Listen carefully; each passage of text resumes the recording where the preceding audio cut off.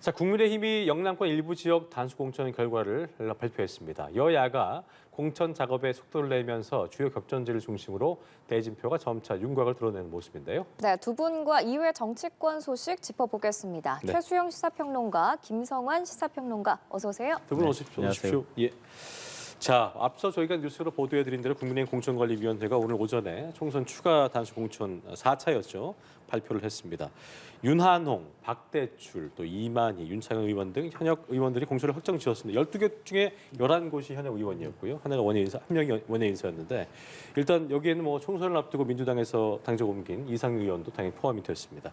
결과 어떻게 보셨는지 좀 먼저 들어보고 또 이야기 이어가겠습니다. 어떻게 보셨습니까? 저는 먼저 이 공관위가 그러니까 이제 한동훈식 공천에서 있어서 가장 좀 말하는 쉬운 지역부터 조금 이렇게 먼저 이렇게 정리를 한 것이 아닌가 싶어요. 왜냐하면 네. 이 지금 12명 가운데 11명 현역 의원이잖아요. 그러다 예. 보니까 아무래도 현역 경쟁력이 좀 있는 지역이고 또 여기에서 그만큼 지역 관리를 했다는 그런 입증이기 때문에 또 신인들의 도전이 거센 지역도 아니었고 네. 그런 측면에서 무난했던 공천이 아니었나 싶은데 눈에 띄는 거는 이제 그 김태호 의원이 이제 말하자면은 낙동강 벨트로 옮긴 그 지역에 신성범 전 의원이 이제 공천된 것은 그러니까. 아마 그 자리에 빠진 것을 놓고 이제 여러 가지 사람들을 물색해 본 결과 그나마 인지도라든가 지지도라든가 가장 그럼에도 불구하고 가장 높게 나온 분을 선택한 건 아닌가. 그러니까 한동훈 위원장이 얘기했던 이기는 공천, 예. 그다음에 말하자면 명분 있는 공천에 그 지금 모든 것이 좀 포인트가 맞춰져 있는 게 아닌가 그런 생각이 들어요. 그래서 지금 사실 아직 남아 있는 이제 TK라든가 그다음에 이제 이런 쪽에서 얼만큼 현역이 컷오프 되느냐가 이제 아마 관심 사항일 텐데 현재까지 국민의힘 그 여러 가지 이제 흐름의 공천 흐름을 놓고 보면은 이기는 공천과 명분 있는 공천 그리고 무리하지 않은 공천에 방점이 찍혀져 있는 것 같아서 네. 아직까지는 한동훈식 컨셉 공천이 그나마 좀 잘 좀 차근 뿌리 내리고 있는 것 아닌가 이렇게 생각이 듭니다. 일단 쉬운 쪽부터 차근차근 정리를 한다. 아까 정의원 공관위원장이 발표한 다음에 그 기자들한테 그러더라고요. 오늘은 뭐 크게 궁금하실 거 없을 것 같다 얘기했었는데 어느 부분에 좀 집중하셨어요? 네.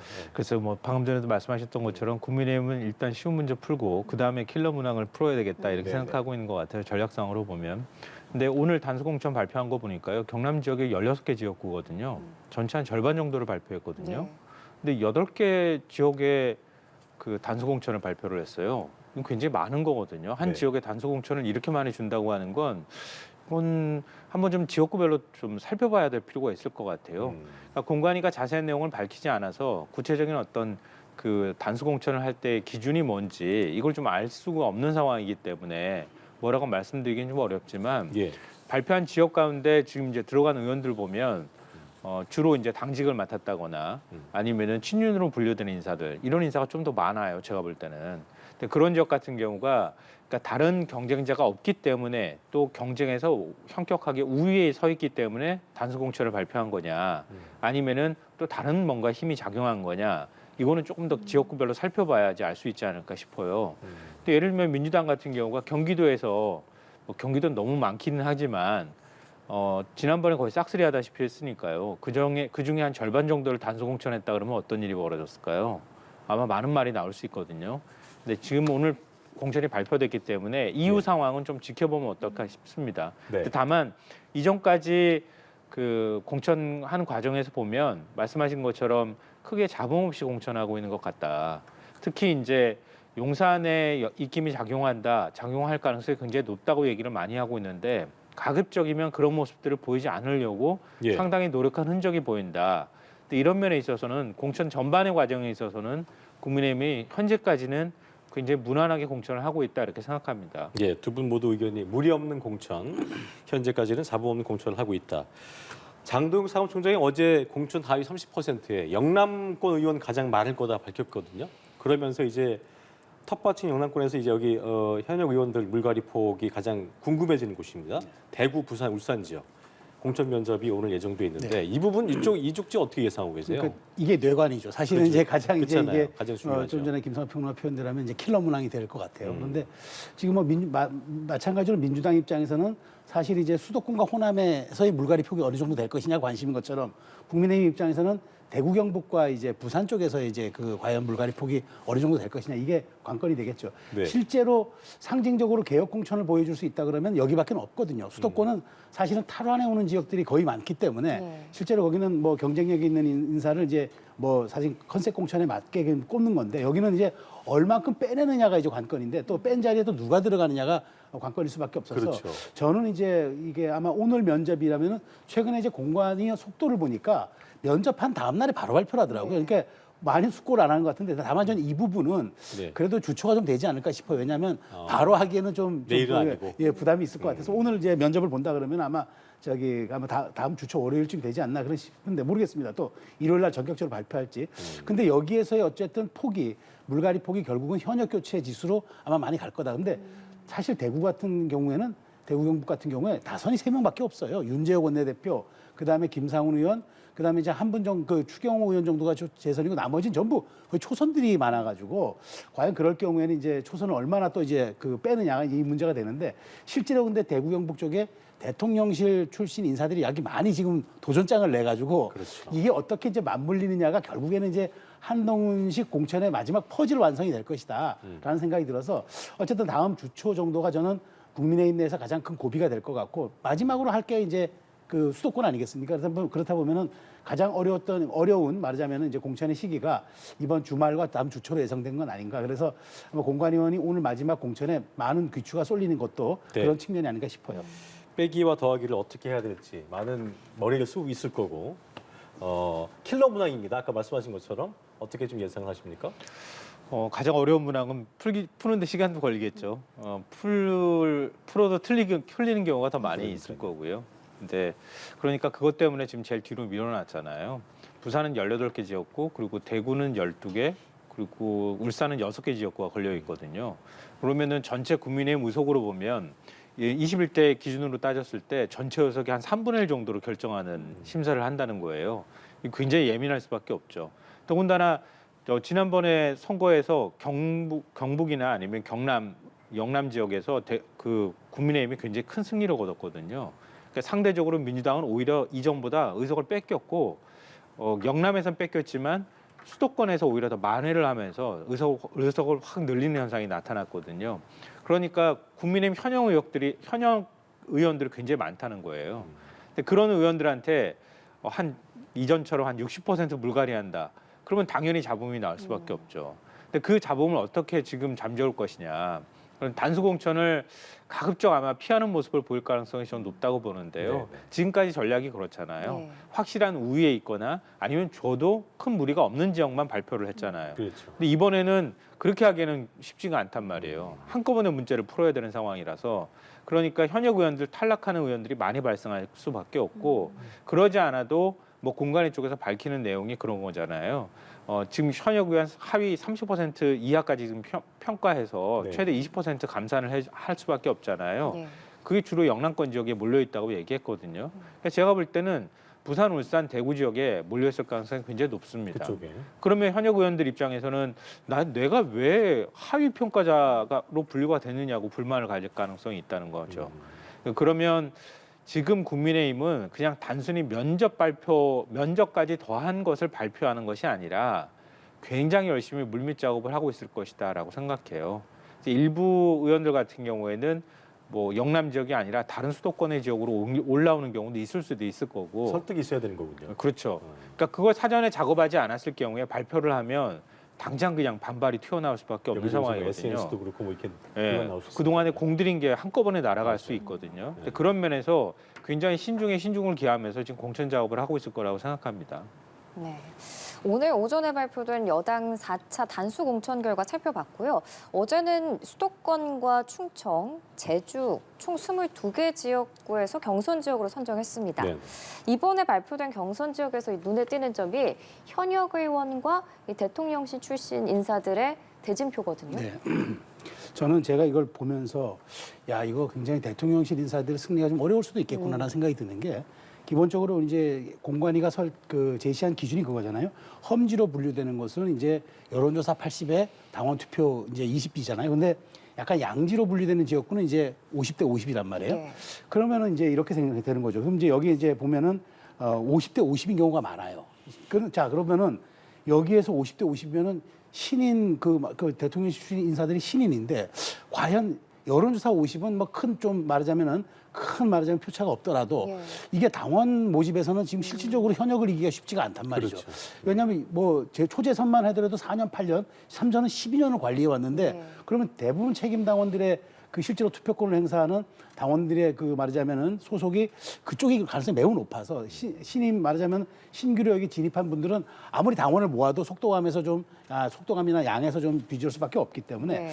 그럼 여론조사에서 큰 말하자면 격차를 보이지 못한다면은 당원 투표에서 오히려 좀 밀릴 수도 있지 않냐. 그래서 저는 이제 경선으로 가면은 실질적으로 공관위가 관리하긴 편해요. 예. 뭐 이기는 사람이 이제 경쟁력 있는 공천을 하겠다는 건데 과연 그렇다면 이제 이런 탈환해 와야 되는 수도권, 충청, 제주에서는 과연 이런 것이 좀 말하자면 신선한 바람으로 갈지 결국은 그러면 이제 뭐 아무래도 당협위원장이라든가 기득권 세력이 좀 유리한 게 아니냐 이제 이런 평가들이 나와서 이렇게 된 이상 저는 굉장히 좀 말하자면 그 당 입장에서는 이제 결국 선출되는 사람들은 단 얼마라도 이제 그 가점을 받은 더 높은 득표한 사람이 이기겠지만 이렇게 되면은 전 수도권 쪽에서는 대통령실 출신 인사들의 약진이 많지 않을 거라는 예상이 들어서 이 부분이 이제 앞으로 말하자면 우리가 왜 역차를 받아야 하느냐라는 이제 그런 얘기도 좀 나올 수 있다라는 생각이 들어서 하여튼 이 부분은 제가 보기에 그 국민의힘의 강점이기도 하지만 물갈이 측면에서는 또 약점일 수도 있는 약간의 양면성을 가진 그런 경선 공천이 아닌가 싶어요. 네, 뭐 용산 출신 인사들이 특혜가 아니라 오히려 역차별이 있는 건 아니냐 이런 얘기도 나오고 있는데 현역과 용산 출신 인사들 맞대결이 펼쳐지는 지역들이 꽤 있습니다. 이 전반적인 여당의 공천 과정을 보면 여당이 주는 메시지가 꾸준히 있는 것 같거든요. 일단 뭐 용산이라고 해서 무조건 공천해 주진 않는다. 그러니까 대통령의 후광은 없다. 예. 이걸 지금 강조하고 있는 거 아닌가 싶고요. 근데 어제 이제 저랑 고성국 평론가, 정치평론가랑 같이 방송을 하면서도 네네. 고성국 평론가가 이 표현을 쓰시더라고요. 공천은 예술이다. 이 얘기는 뭐냐면 그러니까 각 지역의 상황에 따라서 누구를 공천하고 싶지만 그걸 형식적으로 공천을 그냥 드러내놓고 공천할 수는 없단 말이에요.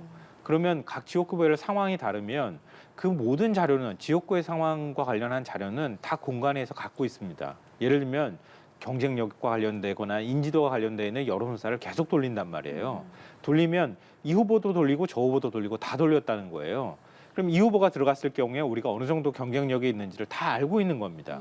여기에 플러스해서 용산의 어떤 프리미엄이 어느 정도 작동하느냐. 작동해도 경선을 붙여도 이길 수 있는지 없는지까지도 판단했을 거라고 저는 생각해요. 네. 그러니까 우리가 그냥 이렇게 되게 거칠게 평가하는 거하고는 또 다르다는 거예요. 지역구별로 상황을 들여다보면. 그러니까 이걸 각 지역구별로 들여다보지 않은 상태에서 총론으로 평가하기는 좀 쉽지는 않다. 이런 말씀 좀 드리고요. 다만 이제 여기에 만약에 마음은 있지만 살아 돌아오길 바라는 마음은 용산에서 갖고 있다 하더라도 경선을 일단 붙이잖아요. 네. 그러면 현역 의원에 비해서 확실하게 불리한 위치에 서서 경선하는 거는 뭐 불가피한 겁니다. 경쟁력이 좀 떨어지죠. 인지도 면에서도 그렇고요. 조직 네. 관리도 현역이 당연히 앞서니까요. 네. 그런 면에서는 굉장히 고전할 가능성은 있다고 보는데요. 그렇지만 반대로 두 가지 정도의 변수가 전 남아있다고 보는데요. 그러니까 수도권 지역 같은 경우에는 여론을 80% 반영한다고 했거든요. 근데 만약에 뭔가의 어떤 변화를 바라는 바람들이 좀 불기 시작한다. 그러면 국민 여론조사에서 확실하게 우위를 점하거나 이런 일들이 벌어질 수 있잖아요. 아무리 경선을 붙는다 하더라도. 근데 그런 면에서는 그러니까 기존의 국민의힘 내부에서 가지고 있는 변수하고 달리 한동훈 비대위원장이나 예. 아니면 상대적으로 민주당이 좀 고전을 한다거나 지지율이 떨어진다거나 이런 현상이 나타났을 때는 물갈이에 대한 국민적 욕망이나 이런 것들이 커질 가능성이 있다고 하는 거예요. 그러면 지금 만들어 놓은 것처럼 국민 여론 80%가 들어갈 경우에는 현역하고 한번 상대해 볼 만한 상황이 될 수도 있겠다. 근데 그거는 이번 달 안으로 결론이 나긴 하겠지만 좀 그걸 지켜봐야 될 것 같습니다. 그렇군요. 자, 그리고 경기 충남, 충북, 전남 지역 대상으로 한 그 단수 공천도 12명 확정이 됐는데 이 중에서 이제 4명, 현역 의원 4명이었습니다. 정진석 의원, 또 성일종 의원, 또 송석준 의원, 김학용 의원이었는데 눈여겨볼 만한 부분이 이제 오선의 정진석 의원 같은 경우는 박수현 전 청와대 수석기랑 붙게 되고 성일종 의원 같은 경우도 조한기 전 청와대 비서관과 이게 세 번째 맞붙게 되는 거죠? 그렇습니다. 저는 저기서 눈에 띄는 게 이 지역이 정말 왜 핫하냐면은 국민의힘 입장에서는 중원 탈환, 이른바 충청권 표시면 예. 여기가 굉장히 말하자면 그 메인이 되는 지역이기 때문에 여기서 승리가 매우 중요하거든요. 근데 이제 민주당 입장에서는 만일 여기 충청권 탈환해 온다 그러면은 이건 굉장히 또 큰 수확이기 때문에 그 건물들을 꺾는 거기 때문에. 근데 이제까지 투표 결과 보니까 굉장히 재미있는 게 그 지난번 성일종 의원 같은 경우에는 서산태안에서 지난번 총선에서는 8.49% 차로 약간 좀 넉넉하게 이겼는데 네네. 20대 총선은 1.76이에요. 거의 종이 한 장 차이로 그냥 박빙이었어요. 박빙이었고 네. 그다음에 그 공주 부여의 정진석 의원도 연속으로 20대 21대가 3.17, 2.22예요. 그러니까 이거는 사실은 뭐 지역이 많이 붙어 있는 지역이라서 이 정도 데이터면은 실질적으로 이번 민심도 안개 속으로 이제 빠져 있다 이렇게 봐야 될 것 같아서 이 리턴 매치가 과연 이제 복수 열전이 될 거냐 아니면은 네네. 무난한 또 수성이 될 것이냐 이제 이런 측면에서 굉장히 이제 관심을 끄는 지역 같은데 어쨌든 충청이라는 상징성이 있는 지역이기 때문에 그다음에 그것도 약간 지명도가 있는 약간 건물급 인사들의 그런 이제 말하자면 매치이기 때문에 이 부분이 그 이른바 스윙 스테이트라고 하는 그러니까요. 충청 지역의 어떤 그 바람을 일으키는 동력이 될 수 있어서 어쨌든 관심을 끌 수밖에 없는 지역이다라고 말씀드리겠습니다. 지역적 특성 있는 부분이기 때문에 더 관심을 끌게 되는 것 같은데 어떤 점에 좀 주목하셨어요? 지난번에 박소연 전 대변인이 제가 볼 땐 살아 돌아올 뻔했어요. 저는 이길 거라고 생각했거든요. 근데 그 당시 안타깝게도 원래 안희정 충남지사의 또 친구이기도 하고 네. 이제 그런 후광도 사실은 엎을 수 있는 상황이었는데 당시 성폭력 사건이 바로 직전에 터졌단 말이에요. 그게 선거에 굉장히 악재로 작용했어요. 그래서 사실 앞서고 있는 상황에서 그 사건이 터지고 나니까 결국 선거에서 떨어지는 이런 현상으로 이어지기도 했고요. 또 정진석 의원이 4대강 문제를 굉장히 집중적으로 선거 말미에 이슈화하면서 그게 또 일부분 먹혔던 측면도 있는 것 그랬었죠. 같아요. 예. 근데 그거 아니었다면 저는 얼마든 살아올 수 있었던 상황이었다고 생각하거든요. 근데 세 번째 이렇게 붙게 되면은 아마 지역구 그러니까 유권자들도 다 할 거예요. 인지도 면에서는 차이가 없어요, 이제. 그렇죠. 그러니까 결국은 뭐 일정 부분 현 정부에 대한 전망적 기대라든가 아니면은 심판론이나 이런 것들이 어떻게 작동하느냐에 따라서 진짜 백지한잔 차이기 때문에 왔다 갔다 할 수 있다. 이 지역 선거 결과는 진짜 예측하기가 어려울 거라고 저는 생각합니다. 그렇군요. 네. 한편 이 국민의힘을 탈당한 이현주 의원이 이재명 대표의 권유에 따라서 7년 만에 복당을 선언했습니다. 민주당으로의 복당이죠. 이 전 의원의 복당이 공천 잡음을 더 키울 수 있다는 우려가 나오고 있는데 이 전 의원 복당 어떻게 생각하세요? 이거는 당 지도부에서 어떻게 대처하느냐의 문제인 것 같아요. 지도부에서 판단한 거 아니겠어요? 네. 그러니까 이현주 의원이 지금 선거 국면에서 필요해. 그러니까 윤석열 정권 심판론을 만들고 같이 반윤으로서 전선을 만드는 데 있어서 이현주 전 의원이 필요해라고 판단했다는 거 아니에요? 예. 그렇다면 당을 설득하거나 그 판단한 것에 대한 근거도 제시해야 되는 거예요. 그 책임도 지도부한테 있는 거거든요. 그러니까 그런 비유를 저는 들고 나는데요. 그러니까 저는 김종인 전 비대위원장을 개인적으로 호불호를 떠나서 선거에 있어서 선거 앞두고 난 다음에 어떻게 당을 리더십에 끌고 나가는지에 대해서는 배울 점이 굉장히 많은 분이라고 네. 생각하는데요. 만약에 이런 일을 김종인 전 비대위원장이 이런 걸 했다라고 한다 그러면 당에서 막 반발하면은 아니 한 사람이라도 더 데려오는 거 좋지 않습니까? 이렇게 얘기하고 넘어갔을 것 같아요. 제가 볼 때는. 받아주면 싸우게 되고 싸우고 나면 이유를 묻게 되거든요. 네. 그러니까 친문계에서 결국 이제 문재인 대통령에 대한 반기를 들고 굉장히 거세게 비판했던 인사이기 때문에 굉장히 불편할 수는 있겠지만 이게 선거라고 하는 공간에 들어갔다는 사실을 지금 민주당에 있는 의원들이나 아니면 그 민주당의 당직자나 이런 사람들 까먹는 것 같아요. 제가 볼 때는. 지금 이 상황에서는 말하고 싶어도 꾹 참고 그리고 싸우고 싶어도 싸움을 하지 말아야 되는 상황이란 말이에요. 물론 이재명 대표가 왜 이현주 전 의원 데리고 와서 싸움을 붙입니까? 이렇게 얘기할 수도 있겠지만 네. 전략적인 판단을 했던 것에 대해서 지나치게 말을 많이 하는 것도 민주당 전체적인 측면에서 저는 나쁜 영향을 미칠 거라고 봐요. 그러니까 친문계 입장에서는 굉장히 불쾌할 수는 있겠지만 이제 친문 정권은 지나가 버렸어요. 언제까지 자신의 입맛에 맞는 사람으로 또 문재인 정권이 아무런 정권 교체에 있어서 책임이 없다고 이렇게 우기듯이 얘기할 겁니까? 좀 자제할 필요가 있다. 그리고 그건 당 지도부에 선거 때까지는 좀 믿어주는 모습을 좀 보여줄 필요가 있다고 생각합니다. 네, 총선에서 공천 과정에서 잡음을 최소화하는 게 가장 중요한 거라고 볼 수 있잖아요. 이전 의원의 복당 어떻게 보셨어요? 저는 이걸 이제 저는 좀 말하자면 이재명 대표가 차도살인 전법을 좀 썼다고 봐요. 그러니까 남의 칼을 빌려서 하고 싶은 저격을 하고 있다는 걸 보는 거죠. 사실 이현주 의원 총선 승리에 뭐 도움된다고 하는데 자 이현주 의원이 무슨 확장성이 있습니까? 사실은 당정만 6번 바꾼 사람이에요. 그러니까 이걸 가지고 확장성이 있고 그다음에 마치 이제 자 그러면 윤석열 정부를 심판하는 이번 선거니까 그걸 국민의힘 내부에서 비판했던 이현주 의원을 끌어들여오니까 이게 상징성이 있다? 저는 그 말에 동의하기 어려운 건 뭐냐면 이현주 의원은 모두 까기형 스타일이에요. 그냥 모두가 다 싫으면 싫다고 얘기하는 스타일인데 그러면은 문재인 정부 내에서 그렇게 말하자면 문재인 정부를 비판했던 건 또 뭐라 설명하겠습니까? 그러니까 저는 오히려 이현주 의원을 빌려서 혹시나 이제 그 이른바 문재인 정부 책임론과 그다음에 친문 정당을 표방하는 좀 상징성 있는 사람들을 조금 옥죄고 압박하기 위한 수단이 아닌가 이렇게 생각이 들고 저분이 들어와서 저분이 사실 출마한다 그러면은 실질적으로 부산이나 이런 연구가 있는 곳, 늘 출마하던 곳에 나가거나 광명에 나가서 하는 게 맞는데 저분을 만일 뭐 중구 성동이라든가 이런 쪽에 또 배치한다?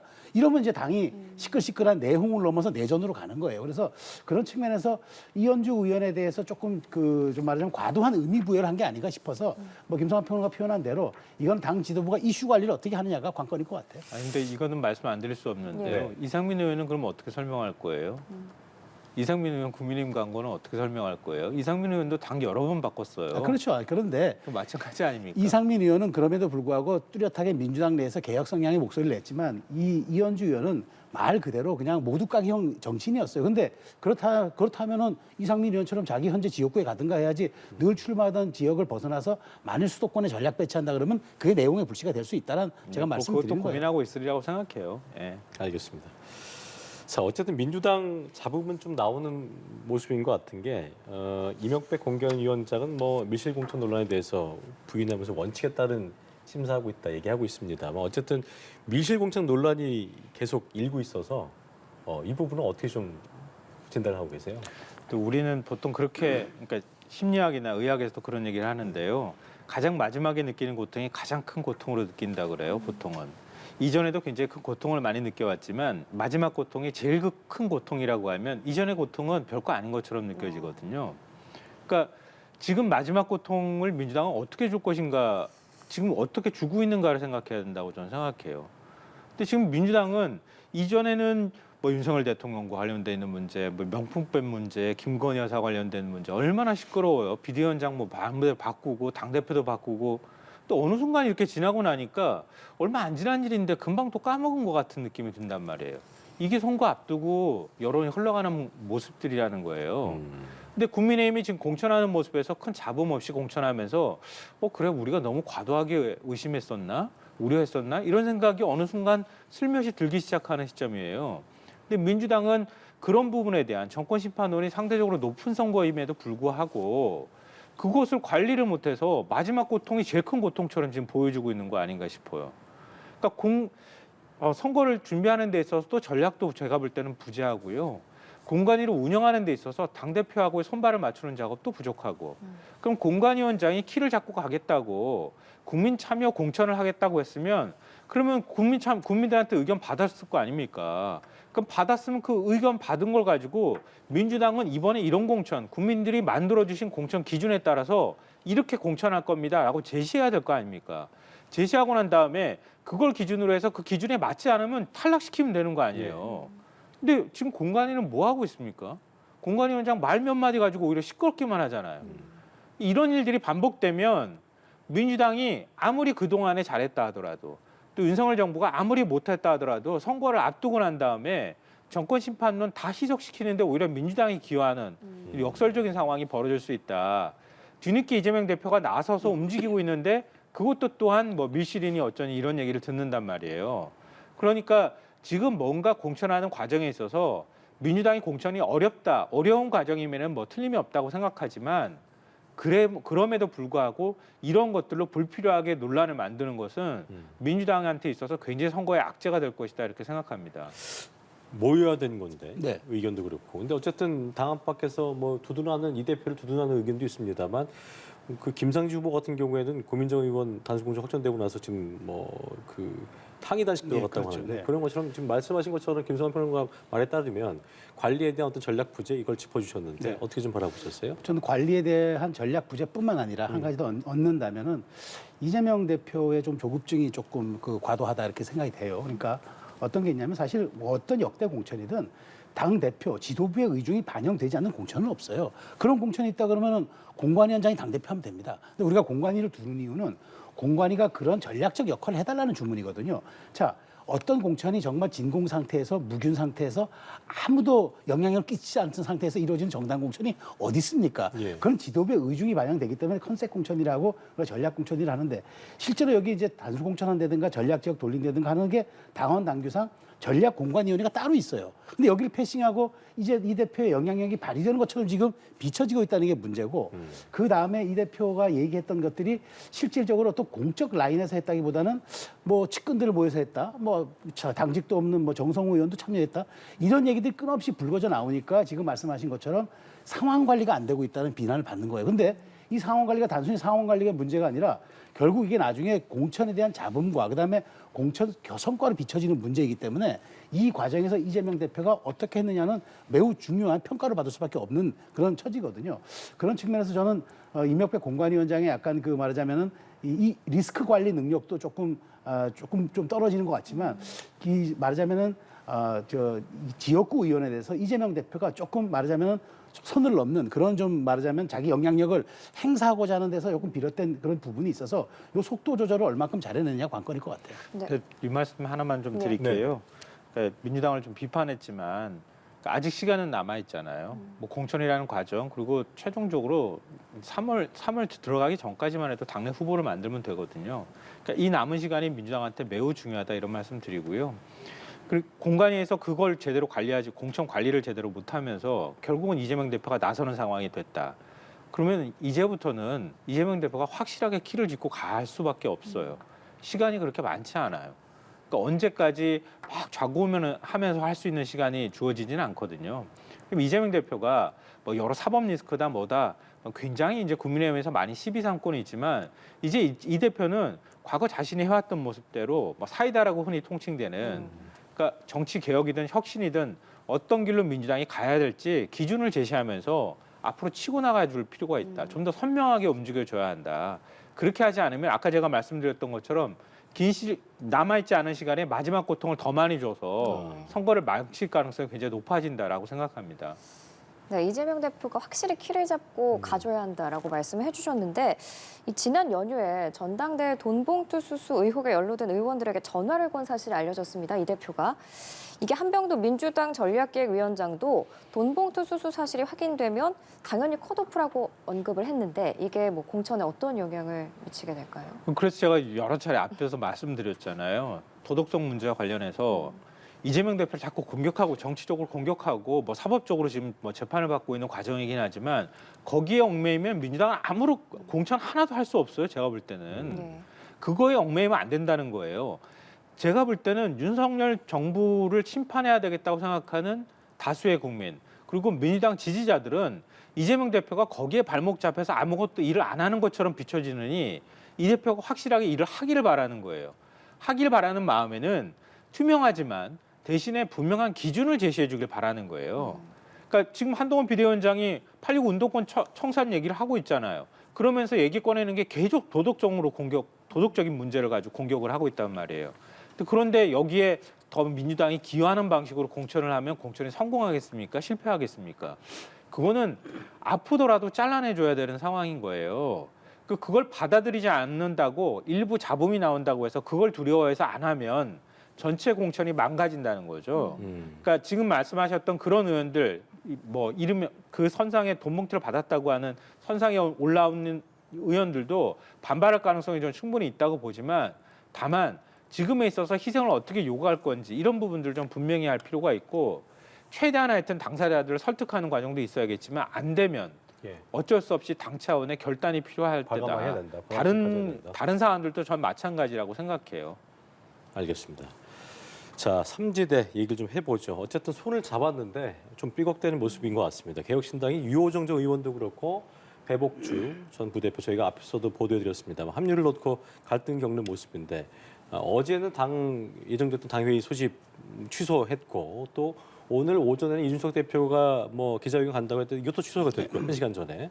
뭔가 좀 어긋나는 것 같습니다. 어떻게 좀 바라봐야 될까요? 설 직전에 우리가 예상을 깨고 바로 설날 전날 합당을 했잖아요. 그랬었죠. 그 후유증이죠. 그러니까 말하자면 원래 당을 만들고 합당하고 이렇게 할 때는 조금 정교하고 치밀한 사전 정지 작업을 통해서 하고 로드맵을 그리고 플랜을 그려야 되는데 그런 게 없이 그냥 급하게 합쳐버리는 거예요. 설 민심 밥상에 올려놓으려고. 그리고 이제 일단 합쳐놓고 뭔가 이제 그때부터 우리가 정리를 해보자고 하니까 파열이 날 수밖에 없죠.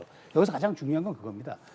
저는 그 네 개가 합쳤으면은 몸집만 커졌는데 실질적으로 국민들의 관심은 더 줄어버렸어요. 이 역현상을 어떻게 이해할 겁니까? 그러니까 몸집은 커졌는데 오히려 국민들의 관심은 줄어들었다. 이게 삼지대가 지금 여러 가지 여론조사에서 높게 삼지대가 나오지만 실질적으로 놓고 보면은 그 진짜 지지도로 놓고 보면 굉장히 이제 말하자면 이게 엇갈리는 거예요. 예. 지표가. 그래서 저는 그런 측면은 이제 이준석 대표, 이낙연 대표가 아직도 명쾌한 화학적 결합이 되지 않은 채 배를 띄운 이제 그게 가장 크다고 놓고 보고 가장 중요한 건 정당은 이게 무조건 뭐 좋은 사람들끼리 뜻을 같이 하는 사람들끼리 모이는 게 아니에요. 네. 그거는 정당이라는 거는 자기가 대변할 수 있는 계층, 계급 혹은 뭐 세력 뭐 이런 것들을 명쾌하게 우리가 보여준 게 정당인데 이 정당은 그냥 말한 대로 그냥 묻지마 합당식으로 돼버려가지고 이게 이제 국민들 눈에는 정체성 혼란도 빚는 거예요. 그러다 보니까 사람 하나 들어온 거 가지고도 입장 표명을 해야 되고 누구는 안 된다고 얘기를 하는 이런 지금 말하자면 정당이 넓히면 사는 그 외연 확장이 안 되고 있는 이런 상황인데